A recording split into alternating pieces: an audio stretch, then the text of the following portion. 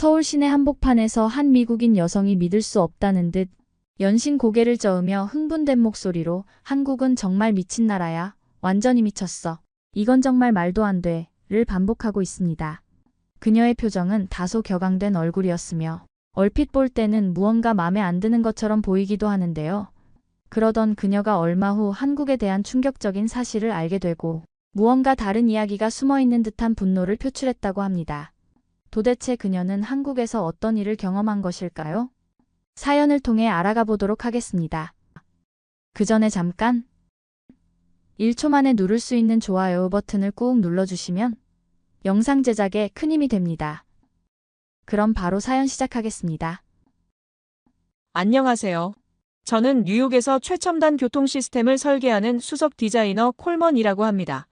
세계 명문인 MIT 공과대학에서 교통공학을 전공하며 미국 교통 시스템의 선진화를 이끌어왔고 실리콘밸리의 수많은 혁신적 프로젝트를 성공적으로 완수한 제 이력은 누구도 부정할 수 없는 자부심이었어요.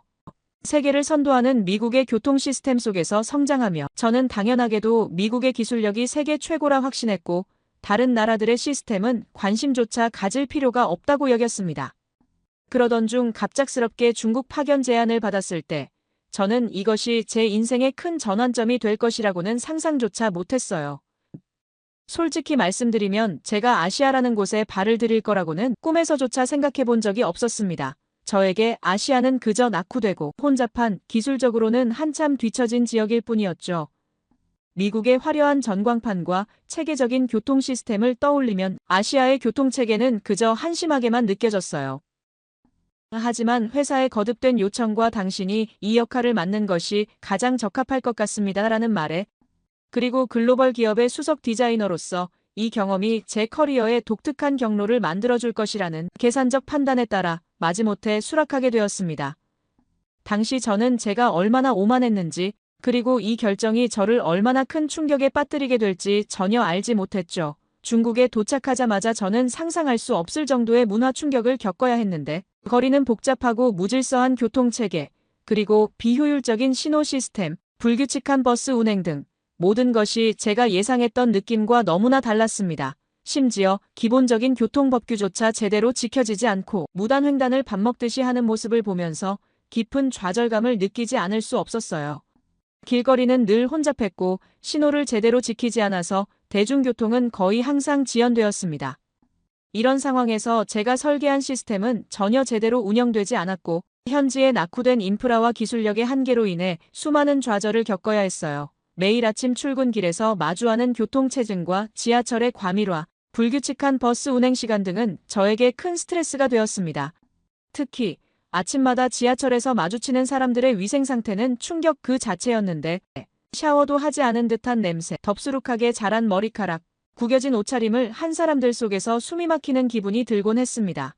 시내에 있는 식당에서조차 위생 상태가 좋지 않았고 길거리는 항상 쓰레기가 난무했으며 공공시설은 제대로 관리되지 않아서 어딜 가도 마음 편히 돌아다니기 힘들었어요. 심지어 가장 기본적인 편의시설조차 미국의 수준에 한참 미치지 못해 하루하루가 힘듦의 연속이었습니다. 이 모든 환경 속에서 저는 미국으로의 귀환만을 고대했어요. 매일 밤 잠자리에 들 때마다 이게 정말 21세기의 모습인가? 라는 의문이 들었고 실리콘밸리의 깨끗하고 정돈된 거리가 너무나 그리웠습니다. 게다가 중국에서 느낀 또 하나의 충격은 빈부격차였는데 대도시와 지방의 격차가 너무나도 극명하게 나타나 부유한 사람들과 그렇지 못한 사람들 간의 격차가 눈에 띄게 차이가 났어요. 고급 상점과 첨단 기술을 자랑하는 지역은 그 자체로 선진국 같았지만 몇 블록만 벗어나면 낙후된 거리가 펼쳐지고 거기서 살아가는 사람들의 삶은 처참하게 느껴졌습니다. 이 빈부격차는 단순히 경제적인 문제가 아닌 그 지역 사람들의 삶의 질과 심리적 상태에까지 영향을 미쳤어요. 이처럼 외부에서 보기에는 겉으로 드러난 발전이 있지만 그 이면에는 해결되지 않은 문제들이 산적해 있었고 그것이 저에게 큰 충격을 안겨주었습니다.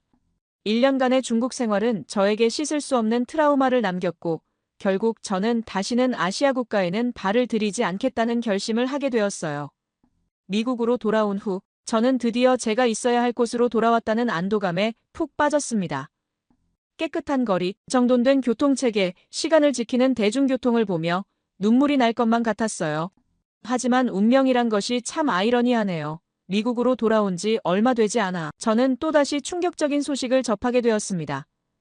바로 한국으로의 파견 제안이었어요. 저는 즉시 정중하게 거절 의사를 밝혔습니다.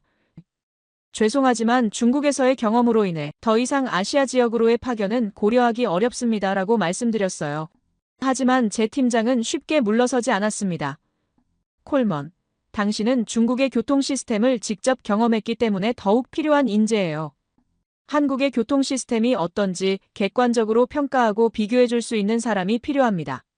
이 프로젝트는 당신이 아니면 안 돼요라며 저를 설득했습니다. 저는 깊은 고민에 빠졌어요. 중국에서의 쓰라린 경험이 아직도 생생한데 또다시 아시아로 가야 한다니 머리가 복잡했습니다. 차라리 회사를 그만두는 것이 낫지 않을까 하는 생각까지 들었어요. 하지만 제가 쌓아온 커리어와 회사에서의 입지를 모두 포기하기에는 너무나 큰 대가가 따르는 결정이었습니다. 팀장은 계속해서 저를 설득했어요. 한국은 중국과는 다를 거예요. 당신의 전문성이 더욱 빛을 발할 수 있는 곳이니 이 기회가 당신의 커리어의 새로운 전환점이 될 수 있습니다. 하지만 저는 여전히 마음이 내키지 않았어요. 결국 저는 한국행을 수락했지만 제 마음은 이미 차가운 얼음장처럼 굳어 있었습니다. 중국보다 더 낙후되어 있을 한국의 모습을 생각하니 앞으로 다가올 날들이 너무나 두려웠어요. 비행기표를 예약하면서도 과연 이게 옳은 선택일까? 라는 의문이 끊임없이 들었습니다. 그때의 저는 이 결정이 제 인생에서 가장 큰 전환점이 될 것이라는 사실을 전혀 알지 못했어요.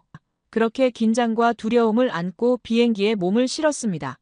하지만 인천국제공항에 발을 디딘 순간 제 눈을 의심할 수밖에 없었는데 중국 베이징 공항에서 겪었던 혼잡함과 낡은 시설들을 떠올렸지만 눈앞에 펼쳐진 광경은 충격적이었어요. 거대한 유리 천장을 통해 들어오는 자연광, 정돈된 동선, 최첨단 시설들. 이것이 정말 아시아의 공항이 맞는지 의문이 들 정도였습니다. 인천공항 도착장에서는 서울대학교 도시교통연구소의 김명수 교수가 저를 기다리고 있었어요. 회사에서 미리 연락을 취해 한국의 교통 시스템을 자세히 설명해줄 전문가를 소개받은 것입니다. 김 교수는 따뜻한 미소로 저를 맞이하며 공항철도로 향했어요. 그리고 김 교수님은 말씀하셨어요. 먼저 서울의 대중교통 시스템을 직접 경험해 보시죠라는 김 교수의 말에 저는 약간의 불안감을 느꼈습니다. 중국에서의 기억이 아직 생생했기 때문이죠. 하지만 공항철도에 들어서는 순간 저의 모든 선입견이 무너지기 시작했어요. 플랫폼에 설치된 스크린도어, 정확한 시간을 알려주는 전광판, 깨끗한 내부, 무료 와이파이까지 이건 제가 알던 아시아의 모습이 아니었습니다. 김 교수는 이것이 시작일 뿐이라며 앞으로 서울의 더 놀라운 교통 시스템을 보여주겠다고 말씀하셨어요.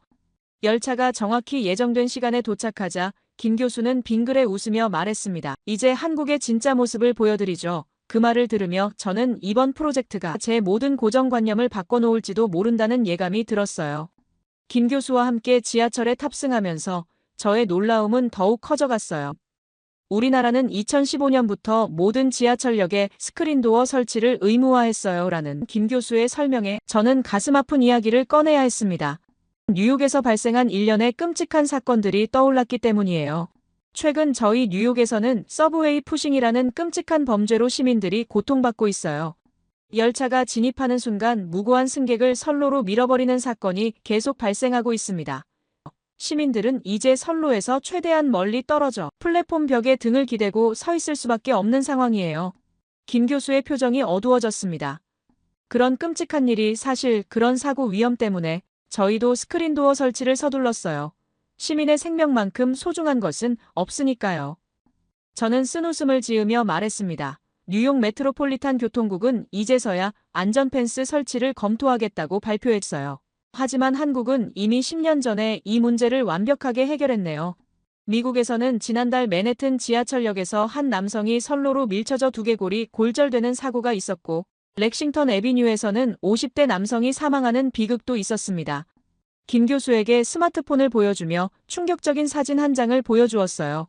뉴욕의 한 지하철역에서 승객들이 벽에 붙어 서 있는 모습이었습니다.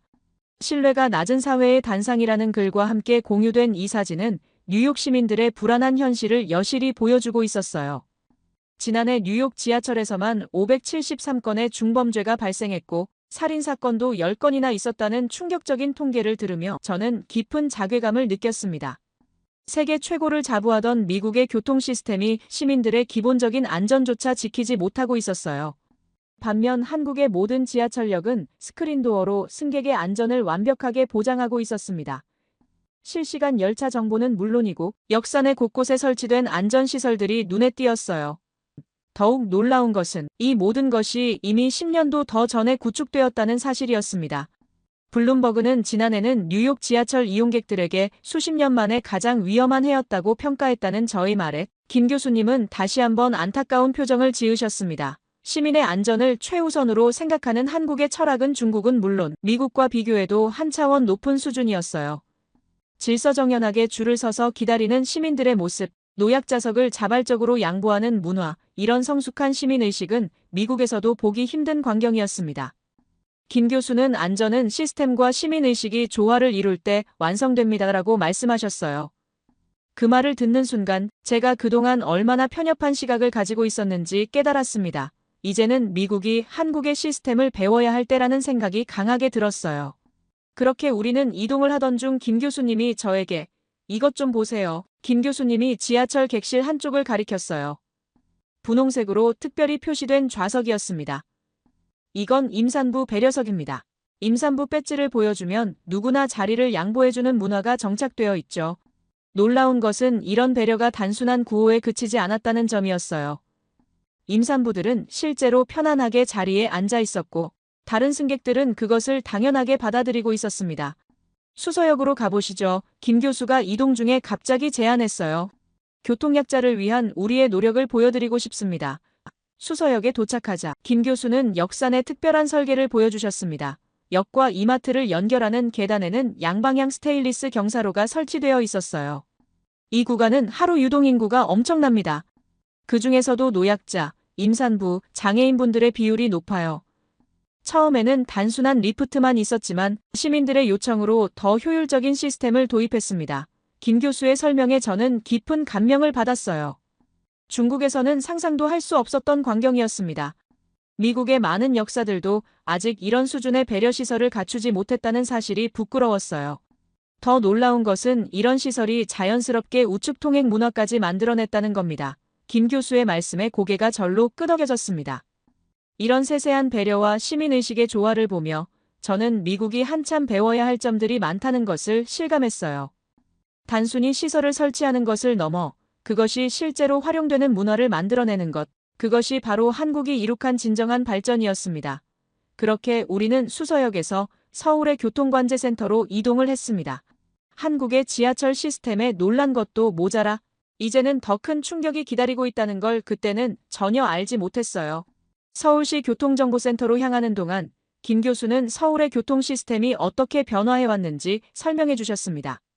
교통체증으로 몸살을 앓던 도시가 어떻게 세계에서 가장 스마트한 교통 시스템을 구축하게 되었는지 보여드릴게요 라는 말에 저는 약간의 의구심이 들었어요.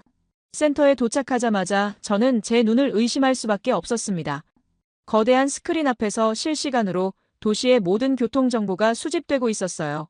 도로의 차량 흐름, 신호등 상태, 대중교통 운행 상황까지 모든 것이 실시간으로 분석되고 있었습니다. 이건 AI 기반 교통 최적화 시스템입니다. 김 교수의 설명에 저는 충격을 받았는데 인공지능이 실시간으로 교통 데이터를 분석하고 최적의 신호 체계를 만들어내고 있었습니다.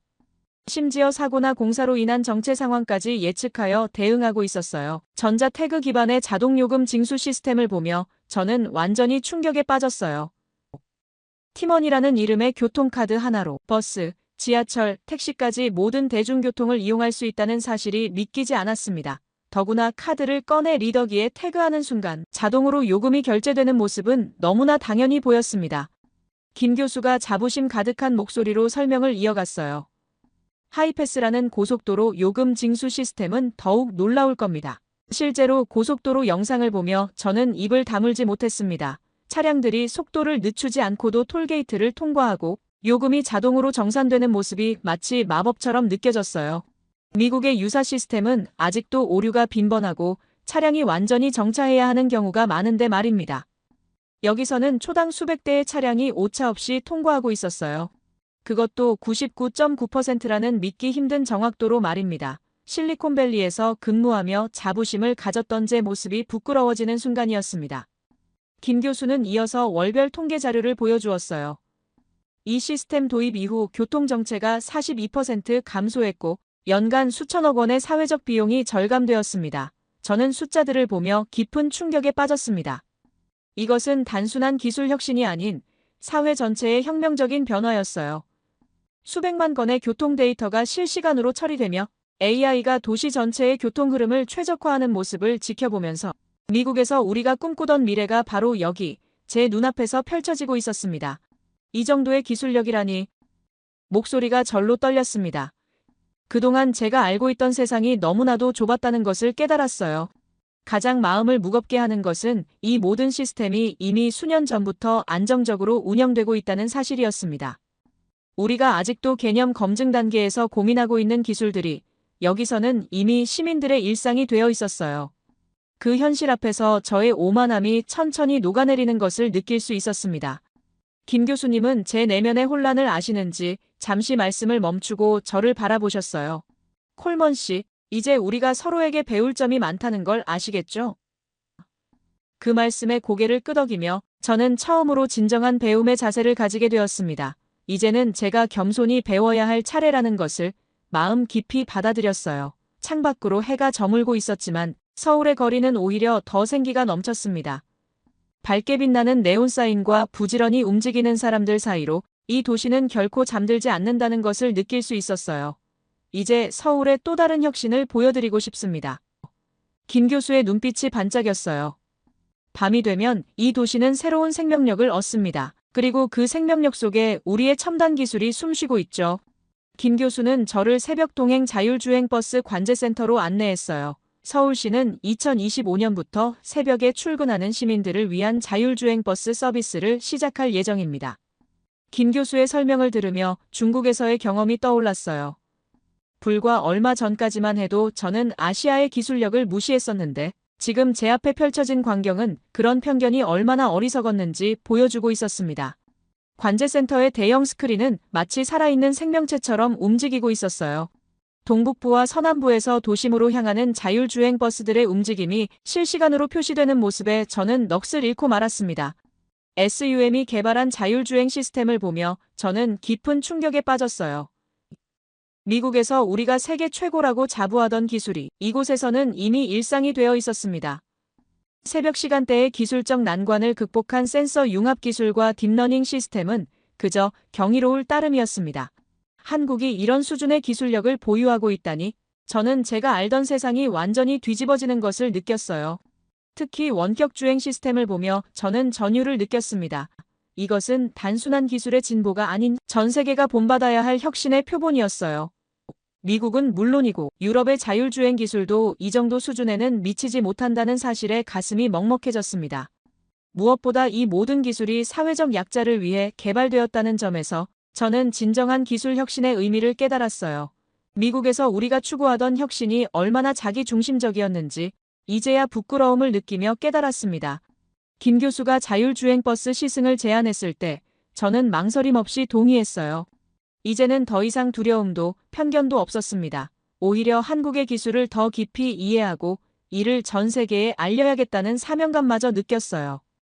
그때만 해도 저는 이것이 시작에 불과하다는 것을 알지 못했습니다. 자율주행 버스에서 내린 후 저는 한동안 말을 잇지 못했어요.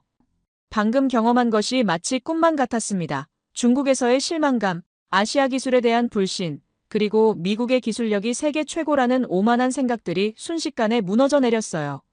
깊어가는 서울의 밤거리를 걸으며 지난 시간들이 주마등처럼 스쳐 지나갔습니다. 미국에서 수많은 프로젝트를 성공시키며 쌓아온 자부심, 세계 최고의 기술력이라 믿어 의심치 않았던 미국의 교통 시스템, 그리고 아시아를 향한 뿌리 깊은 편견들이 모두 허상이었다는 걸 인정할 수밖에 없었어요. 한국의 교통 시스템은 제가 알던 모든 것을 뛰어넘는 수준이었습니다. 지하철의 스크린도어, 실시간 교통정보 시스템, AI 기반의 교통관제, 자율주행 기술까지 이 모든 것들이 완벽한 조화를 이루며 작동하고 있었어요. 더욱 놀라운 것은 이런 기술들이 단순한 효율성을 넘어 시민의 안전과 편의를 최우선으로 고려하고 있다는 점이었습니다. 우리가 진정한 혁신이라고 믿었던 것들은 무엇이었을까? 불현듯 이런 생각이 들었어요. 미국에서 우리는 기술 그 자체에만 집중했는지 모릅니다. 하지만 한국의 시스템은 달랐어요. 기술이 인간의 삶을 어떻게 더 나은 방향으로 바꿀 수 있는지 그 본질적인 가치에 중점을 두고 있었습니다. 전문가로서의 자존심은 이미 의미가 없어졌어요. 오히려 이곳에서 새로운 가능성을 발견하게 된 것이 감사했습니다. 이제 마지막으로 서울의 도시재생 프로젝트를 보여드릴게요. 이미 수많은 혁신적인 시스템들을 보았지만 김 교수의 표정에서 더 큰 무언가가 기다리고 있다는 것을 직감할 수 있었습니다. 이제 제 마음속에는 더 이상 교만함도 편견도 없었습니다. 오직 배우고자 하는 겸손한 마음과 새로운 발견에 대한 설렘만이 가득했어요. 우리가 도착한 곳은 서울의 스마트시티 통합관제센터였는데 이곳에서는 도시의 모든 교통 시스템이 하나로 통합되어 운영되고 있었습니다. 자율주행 시스템, 대중교통, 보행자 신호등까지 모든 것이 실시간으로 한 번에 움직이고 있었어요. 이것이 바로 우리가 꿈꾸는 미래입니다. 김 교수의 설명에 저는 고개를 끄덕였어요.